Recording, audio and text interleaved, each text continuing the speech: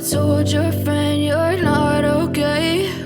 And tell me what's wrong and why you never said you felt that way.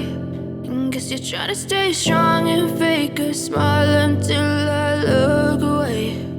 But I've known you too long, it hurts to watch your blue eyes fade to gray as you fade away, as you fade away.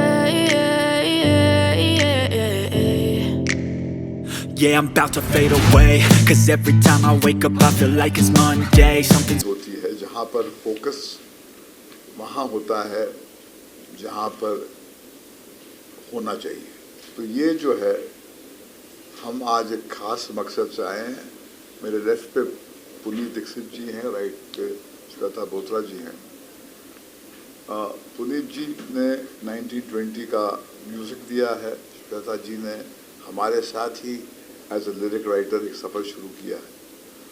तो मैं सोच रहा था कि मैं आज आके आप लोगों के साथ में बात जब करूं तो क्या करूं। अक्सर हम बात करते हैं तो फिल्म की बात करते हैं, मेकिंग की बात करते हैं। तो न जाने मुझे दो महारथियों की याद क्यों आई।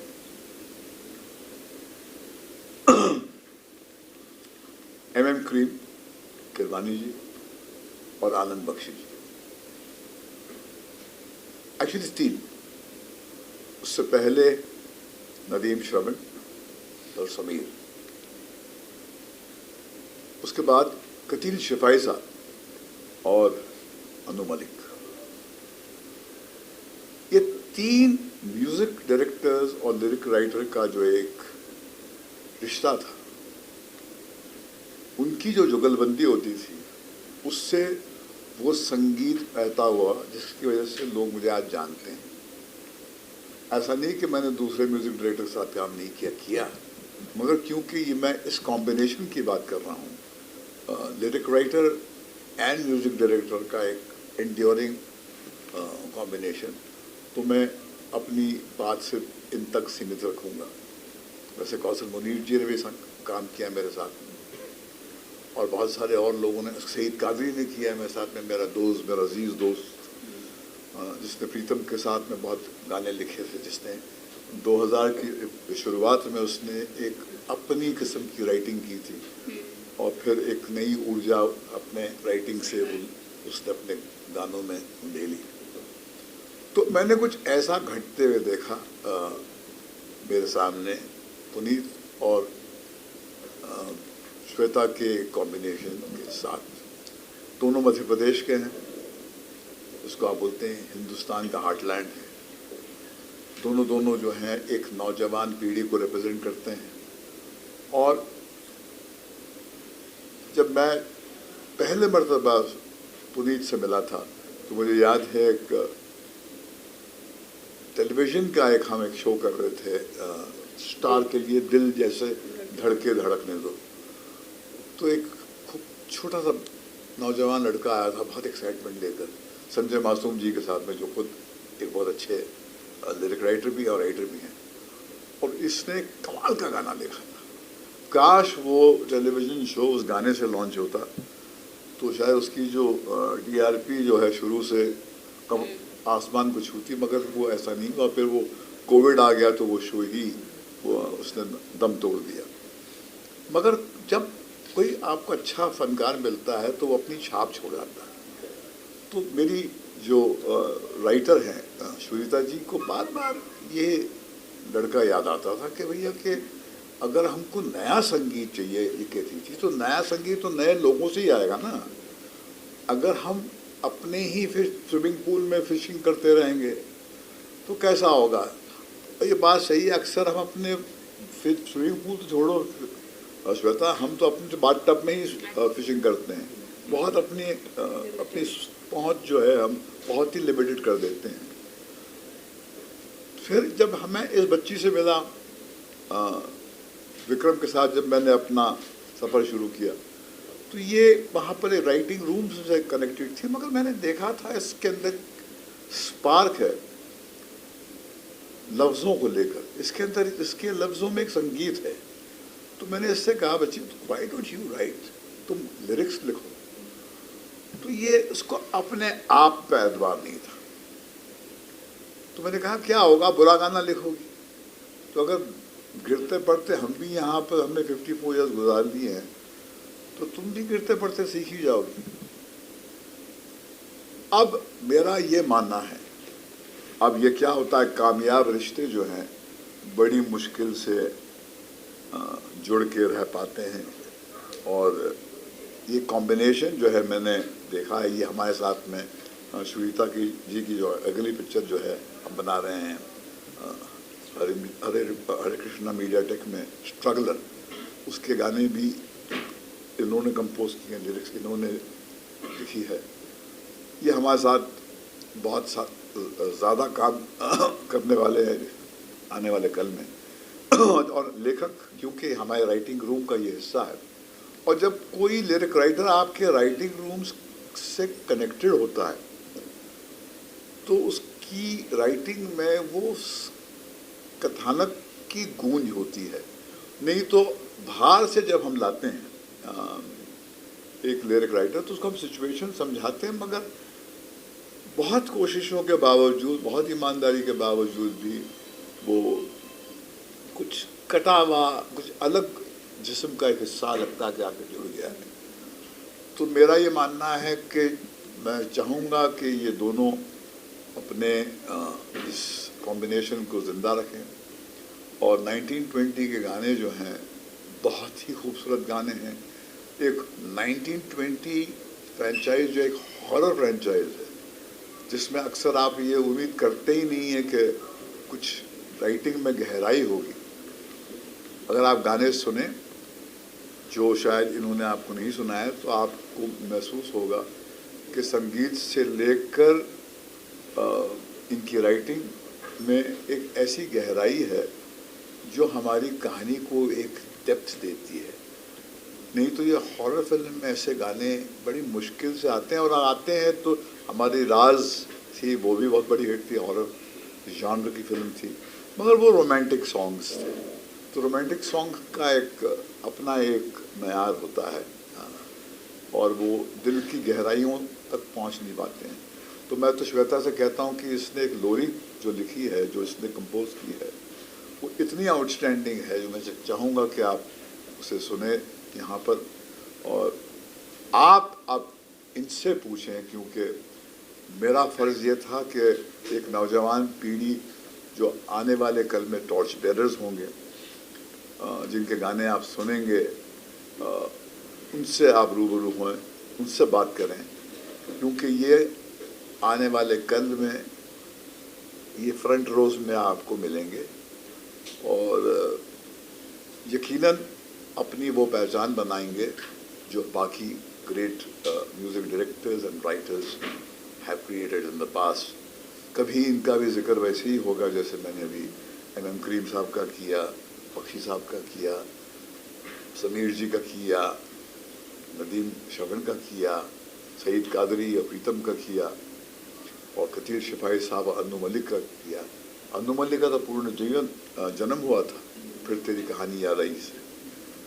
तो जब लफ्ज़ों के साथ में म्यूज़िक डायरेक्टर की रूह जुड़ जाती है तो कुछ और ही हो जाता है, और वही रहा है राज। हमारे में कोई ऐसे कुछ जादू की पास छड़ी नहीं होती है हमारे पास। हम केवल म्यूज़िक डायरेक्टर्स की गहराई को छूते हैं, लिरिक राइटर की गहराई को छूते हैं, फिर बाकी सब चमत्कार इनका होता है।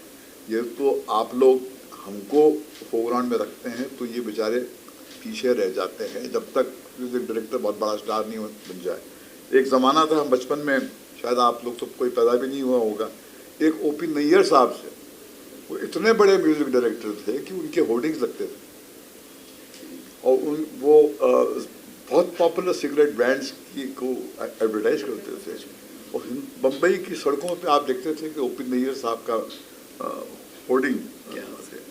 फिर एक ज़माना था जब डिस्ट्रीब्यूटर पूछते संगीत किसका, म्यूज़िक किसका, तो वो दौर जो है कहीं पर एक डिजिटल एज में और एक रीमिक्स के ज़माने में कहीं पर हम अपनी रूह से कट गए हैं, अपनी मेलोडी से कट गए हैं, और कहीं क्योंकि ये main land heart land of India से आए हैं, इनके कानों में भी वो गाने गूंजते हैं जिस पे ये पले हैं, बड़े हैं हमारे गाने सुनकर, मगर इनका अपना बहुत कुछ है जो ये लेके आए हैं, और वो जो उनका अपना है उसके वजह से हमारे पुराने जो जाले हैं, हमारे पे जो रंग और हमारे पे जो धूल जो है चिपकी है, हम कुछ धुल जाते हैं, कुछ साफ हो जाते हैं।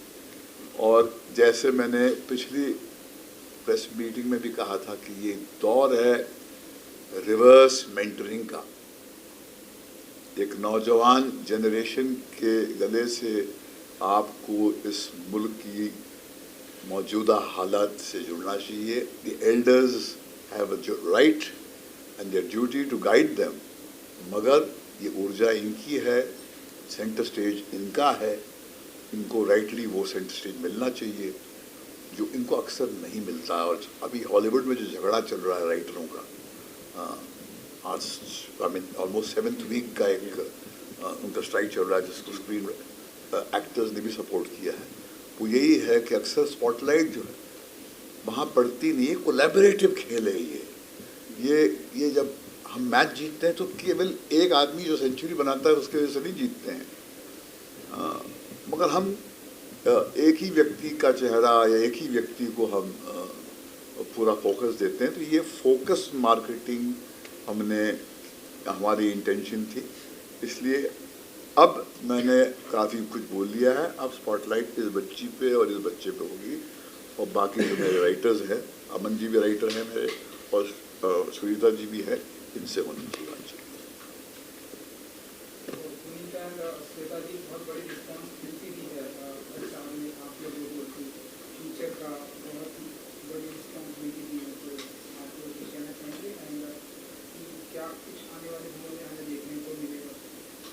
पहले कौन बोले, ये बोले कि ये बोले? सबसे पहले तो मैं एक बात बोलना चाहूँगा, भट्ट साहब की बातों को तो ऑफिशियली ड्रग डिक्लेयर कर देना चाहिए। अरे बाप रे बाप ऐसा लगता है वो जब बोलते हैं तो ऐसा लगता है सुनते ही जाओ, वो बहुत साहब बोलते रहा करिए ऐसे ही, और वो हम लोग वो हो जाते हैं कि इतनी बातें सीखने को मिल जाती हैं, और जो म्यूज़िक हम लोगों ने निकाला है वो कहीं ना कहीं इनकी बातों से ही आया है। एक गाना है वो कहानी फिर कभी 1920 का पहला गाना, मैं उसका एक छोटा सा किस्सा बताता हूँ। दिल जैसे धड़के धड़कने दो के टाइम पे हम लोग सेट पे थे फिल्म सिटी में, तो भट्ट साहब से किसी ने पूछा कि भट्ट साहब आप सड़क 2 के बारे में कुछ कहना चाहेंगे, तो भट्ट साहब ने बोला वो कहानी फिर कभी, एंड मैंने वो लाइन नोट कर ली यार ये तो गाना है। एंड फिर वो कोविड वगैरह आ गया था तो गाना मैंने बनाया एंड मैम को भेजा था बहुत पहले, and one of the ma'am's favourite song also. तो वो गाना फिर मैंने जब भट्ट साहब को सुनाया तो ये किस्सा बताया, तो देखिए 1920 में वो गाना आ गया फाइनली। अच्छा, तो ऐसी इतनी सारी बातें हैं जिसको हम लोग कुछ बोलते तो हम लोग है नहीं, क्योंकि बोल ही नहीं पाते वहाँ पे बैठ के, तो सिर्फ सुनते रहते हैं, लेकिन सुनते हुए भी हम लोग बहुत कुछ निकाल लेते हैं। इवन श्वेता तो पूरे टाइम वहाँ ही रहती है, तो चुराती हूँ तो कंटेंट तो यहीं से आता है और यहीं से आता रहेगा आने वाले समय में। तो जो भी आपको सुनाई देगा, दिखाई देगा, वो रिफ्लेक्शन तो भट्ट साहब का ही है। और एज यू नो ऑल की भट्ट साहब का मेरा मुझ में कुछ नहीं, मैंने भी कहीं से हासिल किया है। तो जैसा कि आप लोगों ने तो सब देखा है, और हिस्ट्री भी है कि भट्ट साहब के निकाले हुए गाने, फिल्म्स, एवरीथिंग जो कि इतने मज़ेदार होते हैं, कमाल के होते हैं। मैंने भी वहीं से सीखा है। एज स्कूल गोइंग किड 2008 में मैंने फर्स्ट टाइम 1920 के गाने सुने थे, और मैंने बोला था वो कमाल का म्यूज़िक है, बहुत अच्छा म्यूज़िक है। फिर मुझे भट्ट साहब का नाम पता चला एंड विक्रम भट्ट सर का नाम पता चला, और मैंने सोचा कि अगर कोई म्यूज़िक को मेरे समझ सकता है या उनको थोड़ा पसंद आएगा तो वो भट्ट साहब हैं।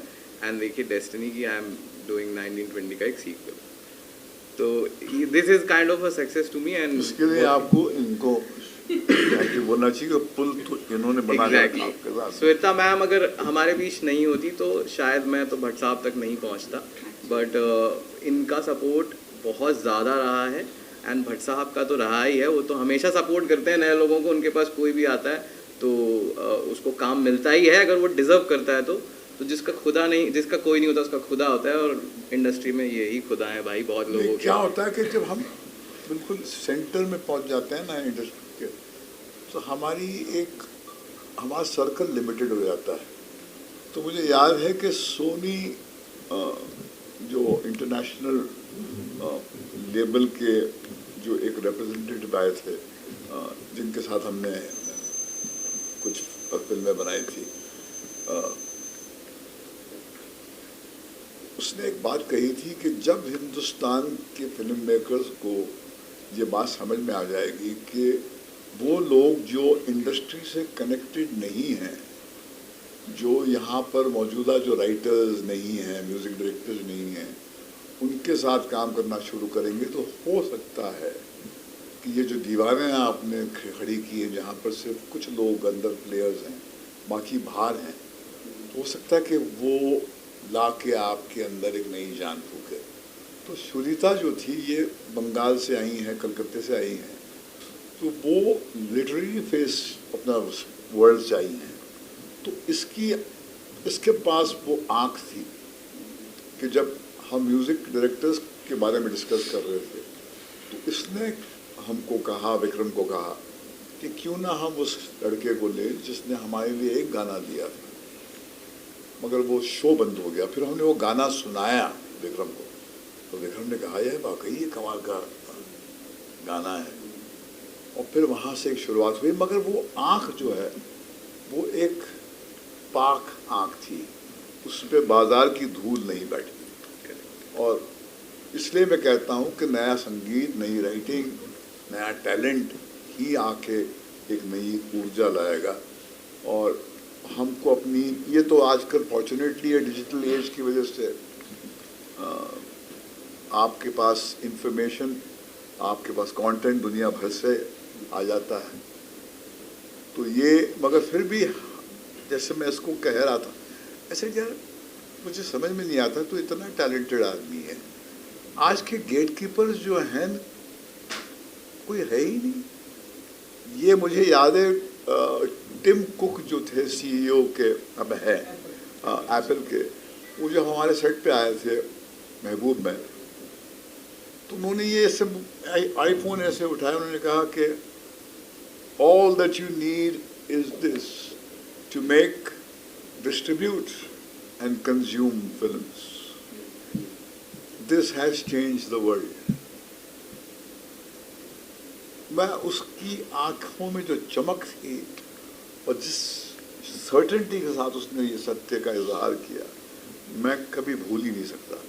और ये फैक्ट मैं इससे कह रहा था, मैं इनसे कह रहा था, मैं इनको कहता हूँ कि वो गेटकीपर्स जो हैं वो खुद आउटडेटेड हो गए हैं। आज आपको ऑडियंस तक पहुँचने के लिए ब्रिज सारे मौजूद हैं आपके पास, क्योंकि आखिरकार आपको पहुँचना दर्शक तक है ना, या लिसनर तक है। तो आप, ज़रूरी नहीं है कि आप किसी एक एस्टैब्लिश्ड लेबल के दरवाजे पे जाकर घुटने टेक कर उनसे गिड़गड़ा कर कहें कि साहब मैं बहुत टैलेंटेड आदमी हूँ। भैया आप कितने भी टैलेंटेड हों, अगर मेरे पास वो आँख ही नहीं तो आप क्या करेंगे? बिल्कुल करेक्ट। तो आप लोग कभी कभी मुझे लगता है कि आप अंधों के शहर में आईना बेचने निकले हैं। आप दूसरों को कैसे दिखाएंगे कि आप में इतना टैलेंट है? तो मैं अक्सर ये भी कहता हूँ कि there is no lack of talent in this country, there is a lack of talent to spot talent. और यही एक बात अगर हम याद कर लें, इसकी गांठ बांध लें, तो हम अपने आप को फ्रेश और रीइन्वेंट करते रहेंगे। But you feel that, as you said, that there is lots of content and people are exposed to so many things, like because of the internet and so on. तो ये अच्छी बात भी है और बुरी बात भी है, क्योंकि लोगों ने में भी ये भय जो है आया था कि साहब आजकल तो हर कोई व्यक्ति जो है जर्नलिस्ट हो गया है, मगर एक इन्फॉर्म्ड ओपिनियन होती है। एक व्यक्ति होता है जिसने तपस्या से, बहुत मेहनत से एक क्राफ्ट को मास्टर किया है। जब उसका आप काम पढ़ते हैं, एक एस्टैब्लिश्ड न्यूज़पेपर हो या एक एस्टैब्लिश्ड नेटवर्क हो, उसका आप कंटेंट देखते हैं, तो उसका कोर, उसमें कोर होता है, उसका अंदाज आपको पेश करने का होता है नया, और वो एक सम्मान करते हैं आपके वक्त का। तो मेरे हिसाब से ये बहुत कुछ चीज़ें बदलने के बाद में लगता है कि एक डिल्यूज है और ये एक सुनामी ऑफ कंटेंट कहीं पर आया। उसमें एक फ्रेज था कि looking for a needle in a haystack, मगर now you are looking for that needle in a room full of needles. तो उसमें आपको वो कैसे मिलेगा? तो हेयर स्टैक में तो मिल जाती है आपको एक नीडल। तो ये वाकई एक अपने आप में प्रॉब्लम है। इसलिए जैसे ये फोकस मार्केटिंग की बात क्यों कर रहे हैं, क्योंकि जब हम अपने फिल्म की प्रमोशन के लिए निकलते हैं तो अक्सर हमारे जो मेन प्लेयर्स होते हैं वो कहीं पर एक्लिप्स हो जाते हैं, पीछे रह जाते हैं। तो उनको उनका अधिकार है उनको असर्ट करने का, और हमारा फर्ज है उनको आगे पुश करने का, क्योंकि ये तो वो balance of power in a production house और इन अ फिल्म कम्युनिटी वो अनइवन होता है। ज़रूरी नहीं कि सिर्फ आप जब बहुत बड़े स्टार बन जाएं और वो आपके एक्स नंबर ऑफ गाने जो हैं वो बिकें, तब जाके ही आप दुनिया को बोलेंगे कि साहब हाँ ये व्यक्ति तो कमाल ही है, और बाकी जो है जो बैकग्राउंड में है उसको आप फोकस ही नहीं देंगे। सो आई पर्सनली फील के, जिससे मैं अपने राइटिंग रूम में कहता हूँ कि the story listener is far more intelligent then the story teller. कि हमारा जो सिक्योरिटी का जो लड़का था जिसने हमको यहाँ पर आते वक्त रोका और फिर हमसे वो साइन करवाया, उसमें हमसे ज़्यादा समझ है। हमने इतनी सारी फिल्में बनाई हैं, तो हम कहानी बना तो लेते हैं मगर कहानी सुनकर उस पर सही किस्म का रिस्पांस देना, सही जगह पर उंगली रखना, कहना कि साहब ये इसमें ये नहीं है, इसमें ये वीकनेस है, वो स्टोरी लिसनर में होती है। इसलिए बड़े बड़े प्रोजेक्ट्स बनते हैं, बाहर से जुड़े हुए होते हैं। हमने भी इतनी सारी फिल्में बनाई, इतनी कॉन्फिडेंस के साथ बनाई, मगर पानी नहीं मांगा उन फिल्मों ने, क्योंकि वो दर्शक के पास वो एक सोच होती है। तो मेरे ख्याल में जो कंटेंट म्यूजिक के क्षेत्र में ये है कि द लिसनर, अच्छा गाना आपके पास पहुंच ही जाता है। और ये तो मैं कहूँगा, छाती ठोक के कहूँगा, इनसे कहूँगा कि आग को किसी पीआरओ की जरूरत नहीं है। आग पीआर मशीनरी नहीं ढूंढता, वो अपने आप फैलती है। तो अच्छा गाना, अच्छी फिल्म, अच्छा कंटेंट किसी भी फील्ड में हो, अच्छी किताब, वो आग की तरह फैलती है, आप रोक ही नहीं सकते। और उसका फिर असर सालों साल रहता है। जैसे एमएम क्रीम का गली में आज चांद निकला, तू मिले एक दिल खिले,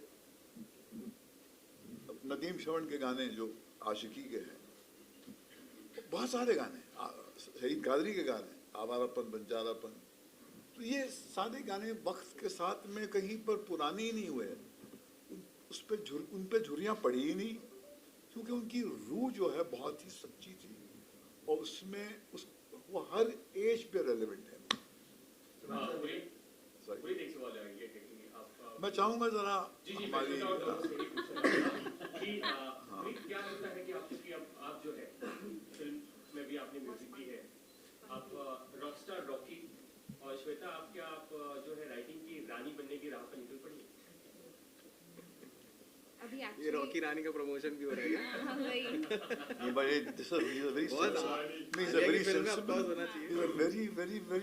sensible journalist because he's using a contemporary idiom of today to make his point. नहीं बिल्कुल, बिकॉज आपने जो पूछा उससे मुझे, सर आपने सलीम साहब का किस्सा बताया था कि अगर आप पहाड़ की चोटी तक नहीं पहुंच सकते तो पहाड़ चढ़ना मत शुरू करो, और आप एक चोटी पे पहुंच गए, उसके बाद आपको दिखेगा एक और पहाड़ है। तो ऑब्वियसली एम वहीं तक जाने का है, अभी शुरुआत है, वक्त लगेगा, उसके लिए तैयार है कि ओवरनाइट सक्सेस जितना जल्दी मिलता है उतना जल्दी चला भी जाता है। सफ़र लंबा है, बट हाँ वहीं तक पहुंचना है। भट्ट साहब हैं हमारे साथ। अरे हर फ्राइडे जो है हाँ तकदीर लिखते हैं आप लोग हमारी। सर आपसे एक क्वेश्चन है कि आज के टाइम में आपको नहीं लगता कि freedom of expression towards cinema वो चीज़ कहीं ना कहीं छीन ली गई है, क्योंकि मेकर्स एक्सेप्ट नहीं करते हैं कि अगर कोई भी क्रिटिसाइज करे या फिर एक्टर्स, आपको क्या लगता है ये लूप है कहीं ना कहीं जो सिनेमा जिस तरह पे जा रहा है अभी? सवाल समझ ही नहीं पाया आपका। कि आज के टाइम जो फ्रीडम ऑफ एक्सप्रेशन है सिनेमा को लेकर के, कि आप अपनी क्रिटिसाइज नहीं कर सकते हो इन फ्रंट ऑफ मेकर्स या फिर एक्टर्स एक्सेप्ट नहीं करते उस चीज़ को। मुझे तो लगता है कि आज का वक्त जो है ज़्यादा ब्रूटल है। आज के दौर में to be a content creator, to be an actor, आपके पास गुर्दा चाहिए, क्योंकि पहले तो वर्ड ऑफ माउथ से स्प्रेड होता था, तो आहिस्ता आहिस्ता होता था। आज तो फिल्म आपकी लगने से पहले शो से आपकी ऑबिचुरी जो है लोग लिखने के लिए तैयार होते हैं। कुछ लोगों को सुख दूसरों को दुख देखकर ही मिलता है, और ये इस पेशे की ये एक सच्चाई है कि जिसके पास एक ग्लैडिएटर स्पोर्ट कहते थे ना, कि जहाँ पर वो एरिना में लोग बैठते थे, फिर एक आदमी आता था और फिर शेर आते थे और फिर आपको लड़ना पड़ता था, और बाकी सब चीखते थे, चल ताली बजाते थे, अच्छा है काटो मारो। तो कुछ हर फ्राइडे जब हमारी फिल्में लगती हैं तो ग्लैडिएटर स्पोर्ट ही समझिए, क्योंकि किसी को उसको जलील करना वो भी एंटरटेनमेंट का हिस्सा हो गया है सब कुछ। और जो इस असलियत से मुंह फेरता है वो कंटेम्प्रेरी दौर में जी ही नहीं पाएगा। ये आप मीठा मीठा हाँ हाँ, कड़वा कड़वा थू थू, ये नहीं चलेगा। दोनों सच्चाई है, और जो इसके साथ जी सकते हैं वो जिएंगे, जो नहीं जी सकते छोड़ जाते हैं, थक जाते हैं, बर्दाश्त नहीं होता। हॉरर फिल्म में म्यूजिक देना स्कोप कितना होता है, नहीं होता? मैं चाहूंगा कि सवाल पूछा जाए इनसे, नहीं तो मैं वहाँ पीछे जाके बैठ जाऊंगा। पुनीत और कथा से जाना चाहेंगे। एक फ्रेंचाइजी थी जो 1920 में वाज अ वेरी सक्सेसफुल, और हर चीज उसमें बहुत ही अच्छी थी। म्यूजिक फाइल और रिस्पांसिबिलिटी तो थी, but again from your side, from your point of view, एक हॉरर फिल्म में म्यूजिक देना डिफिकल्ट टास्क है। ऑफ कोर्स थोड़ा सा डिफिकल्ट तो है, बट ऐसा भी नहीं है कि बहुत ज़्यादा परेशानी हुई या प्रॉब्लम आती है सामने। म्यूज़िक है, उसमें आपको हॉरर क्रिएट करना है, दैट डजंट मैटर। बट हाँ, ये बात भी है कि हमने काफ़ी गाने बनाए इसके लिए, एंड काफ़ी गाने बनाए हमने। मतलब उसमें से सिलेक्ट हुए हमारे ये कुछ गाने जो हमें लगता है कि यार ये this will work, these song will work. Challenging मुझे लगता है राइटिंग वाइज ज़्यादा था, क्योंकि पहले तो रिस्पॉन्सिबिलिटी इन्हीं के पास आती थी, क्योंकि ये वहाँ पे ही रहती हैं, तो सबसे पहले सिचुएशन इन्हें पता चलती थी। मैं अपना मन बना लेता था कि ये पहले लिख के देंगी, उसके बाद मैं काम करूँगा। Because I feel as composer कि इफ़ आई सी राइटिंग अगर बहुत सही है गाने की, तो मुझे नहीं लगता कि गाना बनने में ज़्यादा टाइम लगेगा। ये बात बिल्कुल सही गई। कैफी साहब गाना लिखते थे, जगजीत आता था, अर्थ के गाने, अर्थ के 3 गाने जो हैं वो बिल्कुल इमॉर्टल गाने, और वो हम लोग उसकी छोटी सी फिएट होती थी, पीछे से वो हारमोनियम निकालते थे, उसको लेकर उसके कैफी साहब के लॉन में आते थे। कैफी साहब आते थे और वो बहुत ही हिचकते हुए, बहुत ही नर्वसली अपना कलाम सुनाते थे जो सिचुएशन पे है, और जब मेरे तरफ देखते थे, और मैं क्या उम्र में बहुत कम था, मैं 33-34 जब अर्थ बनी थी, तो मैंने कहा कि बहुत अच्छा समझ में आ गया तेरे को, तो कहते थे वो। और फिर वो जगजीत वहीं पर बनाता था और एग्जैक्टली ये बात जगजीत ने भी कही थी जो आप कह रहे हैं, कि मरहूम जगजीत जो है, जिसके गाने आज भी आप सुनते हैं, कि अच्छा गाना जो है अपनी धुन जो है साथ में लेके आता है। वो लफ्ज़ अलग थे, अदील शिपाही साहब भी ऐसे ही कहते थे, मगर बख्शी साहब भी कुछ ऐसे ही कहते थे। तो ये सही कह रहे हैं कि वो जब अच्छी राइटिंग होती है तो धुन कहीं पर उसकी कोख में ही छुपी होती है। हाँ, एक्चुअली लोरी पुनीत ने आई थिंक 2 दिन में बना दी थी। मैंने लिख के भेजा था और आफ्टर फ्यू मिनट्स उसने गुनगुना के भेज दिया था। बिकॉज मैंने कहा ना कि अगर किसी कंपोजर को राइटिंग की समझ है तो उसको धुन बनाने में ज़्यादा वक्त नहीं लगता, बिकॉज वो जानता है कि राइटिंग में क्या सोच के उसको लिखा हुआ होगा। तो वो अगर आप वो स्कैन करना जानते हैं तो मुझे नहीं लगता कंपोजिंग में कोई प्रॉब्लम आती। बट श्वेता ने बहुत अच्छा लिखा है। एंड 2-3 तो लिखे थे हमने वर्जन, हर गाने के 2-3 वर्जन तो लिखे ही थे। अभी लोरी आई नहीं है, जिस लोरी की हम बात कर रहे हैं वो श्रेया जी ने गाया है। एंड अभी आज या कल में आज हो जाएगा, तो आप सुनिएगा, वो बहुत ही कमाल की लोरी है। एंड मैं आपको बताना चाहूँगा बॉलीवुड की पहली हॉन्टेड लोरी है ये। आज तक कभी भी हॉन्टेड लोरी नहीं आई है यहाँ पे। तो हाँ, ऐसा लगता कि यूक्रेन में यूक्रेन में जंग चल रही है, उसमें माँ जो है अपने बच्चों को एक सुलाने के लिए एक लोरी सुना रही है। तो मुझे लगता है कि सबसे ज़्यादा इस गाने को हाईलाइट मिलेगा, बिकॉज एक तो लोरी है, ऊपर से हॉन्ट है। तो जिस तरह से हॉलीवुड में ललबाइज आते हैं, हॉन्टेड ललबाइज, हमारे यहाँ नहीं है। This is going to be the first. मैं जवाब नहीं दूंगा, पहले आप बच्ची से पूछिए। नहीं, मैं बच्ची से बात कीजिए। नहीं, पहले बच्ची से बात कीजिए, मैं नहीं बात करूँगा। मैं बात ही नहीं करूँगा, मैं बात करूँगा ही नहीं जब तक आप मेरे सामने मेरे बच्चों का अपमान नहीं कर सकते। ये फोकस मार्केटिंग है, ये मंच इनका है।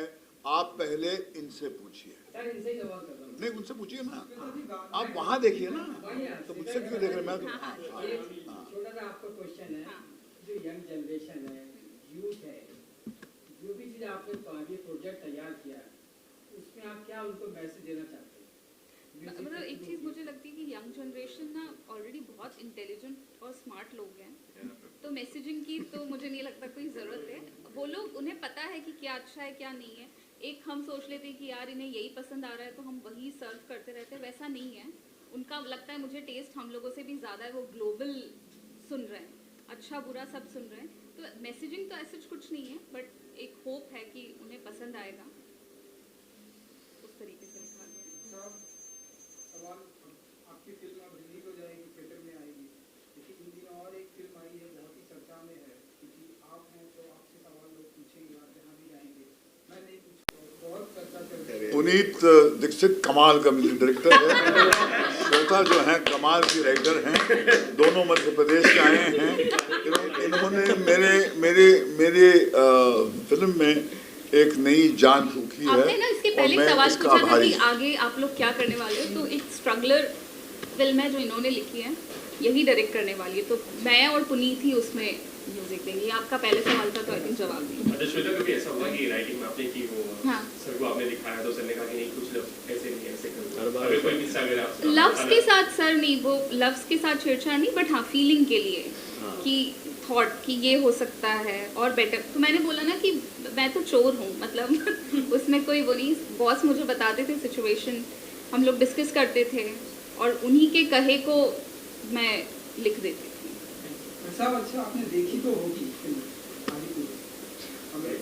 नहीं देखी। कोई आप गाना सुनाएंगे? गाना सुनाएंगे इसी के लिए हम आए हैं। नहीं, मैं भट्ट साहब ने नहीं देखी। नहीं देखी ना मैंने देखी, भट्ट साहब ने देखी ना, इन्होंने देखी ना, किसी ने नहीं देखी। बिकॉज नहीं देखी यार। अभी हम लोग अपनी फिल्म में बहुत बिजी हैं 1920 में। देखेंगे, बार देखेंगे। सब पहले बहुत अच्छे लोग, बहुत सारे हर मुद्दों का जवाब देते थे, लेकिन आप नहीं, भट्ट साहब आज यहाँ पे किसी दूसरे मुद्दे को लेके आए हैं तो उसी का जवाब देंगे। अरे गाना नहीं, हम अगर गाना सुना देंगे तो शायद आप लोग सवाल पूछ पाएंगे। अभी अगर आप लोगों ने नहीं सुने हो तो बेटर है कि गाना सुना अपनी आवाज में गाते भी बहुत बढ़िया। अरे मैं क्या बॉस वो बहुत चिल्लाते हैं, मैं गाना गाता हूँ। क्यों साउंड बॉक्स भी है ना, साउंड बॉक्स था ना, मुझे भी उसी के लिए लगा। गाना सुनाओ बॉस, गाना सुनाने बोल रहे हैं। मैं तो सुनाओ ना, गा के सुनाएगा कि ऐसे सुनाएगा? कौन सा? वो कहानी सुना देता हूँ। हाँ, नहीं, वो लोरी कौन सुनाएगा? श्रेया की आवाज में। मेरे पास है उसकी हाँ, उसका क्लिप है, दिखा दो बॉस। कैसे दिखाओगे? फोन पे। नहीं, कहाँ देखेंगे? ठीक है, मैं गाना सुना देता हूँ हमारी फिल्म का, जो मैं जिस गाने के बारे में बात कर रहा था, वो कहानी फिर कभी, मैं उसका अंतरा सुनाता हूँ आपको। बड़ा प्यारा अंतरा लिखा है श्वेता ने। कैसी काली रात थी जिसने सब कुछ मेरा छीन लिया है, जिसको बुना था हाथों से अपने, रिश्ता वो पल में टूट गया है। होगा सवेरा फिर से वहीं वो कहानी, फिर कभी अब हम मिलेंगे ना कहीं, वो कहानी फिर कभी। ये जो धुन है वो कहानी फिर कभी, ये तो उसी समय आ गई थी जब मैंने भट्ट साहब के मुंह से ये लाइन सुनी थी। तो जैसा कि भट्ट साहब ने कहा ना कि गाना अगर सही सेट है तो वो अपने आप धुन लेके आता है, उसी की सोल वहीं पे होती है, एंड देन वो हमें मिल जाता है। मतलब हम तो चाहेंगे कि आप डायरेक्शन करते थे तो कोई प्लान है कुछ, वो जो श्वेता बोत्रा जी जो है ना, इंदौर से आई हैं, इंदौर से आई हैं। श्वेता बोत्रा जी इंदौर से आई हैं, ये जबलपुर के हैं, जंगलों में रहते हैं, बाघ के साथ घूमते हैं। और मैं बार बार पूछता हूँ कि यार वहाँ पर शेरों की दहाड़ सुनकर तू यहाँ पर कैसे आ गया?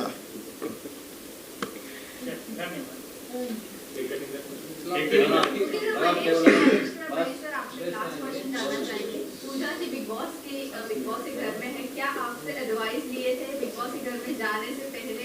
क्या आपने कुछ सलाह दी? क्योंकि एक सेल्फ रिस्पेक्ट और सेल्फ एस्टीम की बात आती है वहाँ पर जाने के बाद, क्या कहना चाहूँगी? जैसे MM करीम और आनंद बख्शी साहब का जिक्र किया, जैसे समीर और नदीम श्रवण का मैंने जिक्र किया, आने वाले कल में लोग पुनीत दीक्षित और श्वेता बोत्रा का जिक्र करेंगे।